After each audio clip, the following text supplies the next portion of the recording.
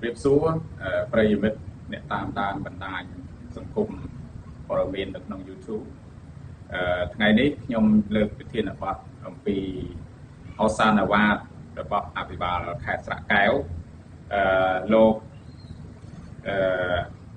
ព្រេមយ៉ាអូទិស័កដែលដាក់អសានវ៉ាតមកលើប្រជាជាតិកម្ពុជាគឺស្ថិតនៅក្នុងភូមិព្រៃច័ន្ទហើយភូមិជោគជ័យនៅក្នុងស្រុកអូជ្រៅខេត្តបន្ទាយមានជ័យដែលថៃបង្កើតភាពស្របច្បាប់ជាឯកតោភាគីមកលើដែនអធិបតេយ្យនៃប្រជាជាតិកម្ពុជាដោយសំអាងទៅលើផែនទី1 លើ 50000 ដែលថៃគូសជាឯកតោភាគីរំលោភនៅក្នុងដែនអធិបតេយ្យនៃប្រជាជាតិកម្ពុជាថ្ងៃនេះថ្ងៃទី8 ខែតុលាឆ្នាំ2025អញ្ចឹងពួកយើងចាំមើលថាតើថៃគាត់ប្រើប្រាស់យន្តការអ្វីខ្លះដែលដាក់អសានវ៉ាតមកលើគេហៅថាដាក់ប្រើច្បាប់ខ្លួនមកលើដែនអធិបតេយ្យ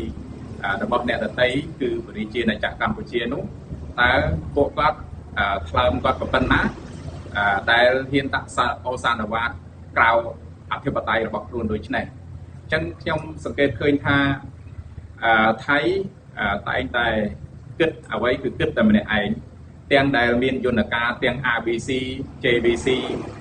អ្វីគ្រប់បែបយ៉ាងហើយទាំងមានរដ្ឋាភិបាលហើយអនុសារណៈ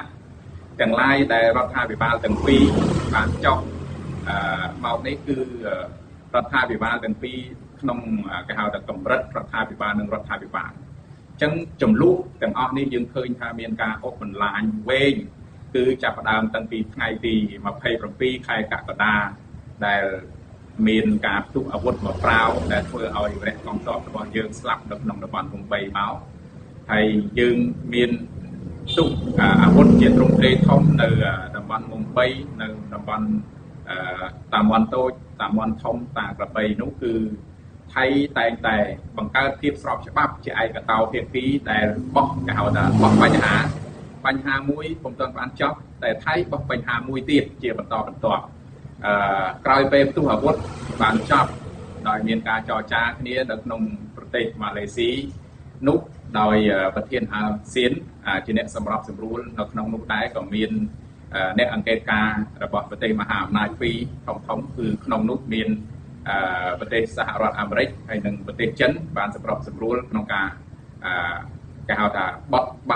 ត់ឈប់បាញ់ដោយមានអ្នកអង្កេតការណ៍ដោយអនុព័ន្ធយោធាទាំង10ប្រទេសនៅក្នុងតំបន់អាស៊ានហើយក៏ដីប៉ុន្តែរឿងទាំងអស់នោះមិនទាន់បានដោះប្រទេសប៉ុន្តែថៃបោះចំនួនមកជាច្រើនចំណុចទៀតដោយករណីនៅក្នុងភូមិជោគជ័យហើយនិងភូមិព្រៃច័ន្ទជាក់ស្ដែងប៉ុន្តែថៃបង្កើតតំបន់ចំនួនផ្សេងទៀត17ចំណុចដែលស្ថិតនៅក្នុងខេត្តពោធិ៍សាត់ហើយនិងខេត្តកោះកុងអញ្ចឹងយើងមើលថាដំណោះស្រាយរវាងថៃនិងកម្ពុជាទោះបីជាយើងនិយាយ100ឆ្នាំទៀតក៏មិនទាន់បានចប់ដែរដោយសារអីចរិតថៃដល់ពេលនិយាយនៅលើតុចរចានិយាយផ្សេងដូចជាករណី MOU ឆ្នាំ2000ស្ដីអំពីការផ្ទៀងផ្ទាត់បោះបង្គោលព្រំដែន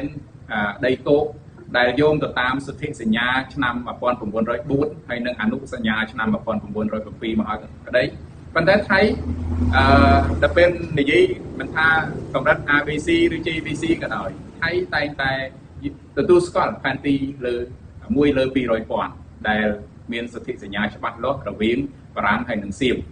ប៉ុន្តែដល់ពេលអនុវត្តជាក់ស្ដែងថៃប្រើផែនទី1 លើ 50000ជាឯកតោភាគីហើយវាទីគូសវាសចូលមកក្នុងដែនអធិបតេយ្យរបស់ប្រជាជាតិកម្ពុជាអញ្ចឹងតំបន់ព្រៃច័ន្ទក៏ដោយតំបន់ភូមិនងច័ន្ទក៏ដោយដែលស្ថិតនៅក្នុងស្រុកអូជ្រៅខេត្តបន្ទាយមានជ័យទាំងអស់នេះសិតតែជារឿងថៃគេហៅថាបង្កើតរឿងឧបលោកមកចរិតថៃខ្ញុំដឹងច្បាស់ទឹកដីទាំងអស់វាអត់មានតំបន់ស៊ីត្រួតគ្នាទេតែថៃប្រកាសតំបន់នឹងជាតំបន់ត្រួតស៊ីគ្នាថៃដឹងខ្លួនថាទោះបីជាខ្លួនចាញ់ក៏ខ្លួននៅតែចំណេញមូលហេតុអីបានថាថៃចំណេញដោយសារតំបន់ទាំងអស់នោះពុំមែនជាទឹកដីរបស់ថៃគេប្រកាសកាន់កាប់ជាគេហៅថាជាសារព័ត៌មានជាកងកម្លាំងចូលមកកាន់កាប់ប្រសិនបើកម្ពុជាមានភាពរឹងមាំនៅខាងផ្នែកផ្លូវច្បាប់ទោះបីជាឡើងតុលាការក៏ដោយឬនិយាយជជែកគ្នាក្នុងកម្រិត រដ្ឋមន្ត្រីក៏ដោយកម្រិតភូមិភាគក៏ដោយប្រសិនបើជាថៃចាញ់ថៃក៏នៅតែចំណេញគេហៅថាចំណេញលើចំណេញអញ្ចឹងវិវាទនេះយើងចាំមើលថាដល់ថ្ងៃទី10 ខែតុលានេះតើថៃនឹងប្រើវិធានការអ្វីខ្លះដើម្បីមករំលោភបំពានយកដែនអធិបតេយ្យនៃប្រជាណាចក្រកម្ពុជាអញ្ចឹងខ្ញុំនិយាយប៉ុណ្ណេះជាសង្ខេបសិនសូមប្រិយមិត្តអ្នកតាមដានបណ្ដាញព័ត៌មាននៅក្នុងសង្គមសូមតាមដានភាពបន្តទៀតអញ្ចឹងសូមជម្រាបលាសូមអរគុណ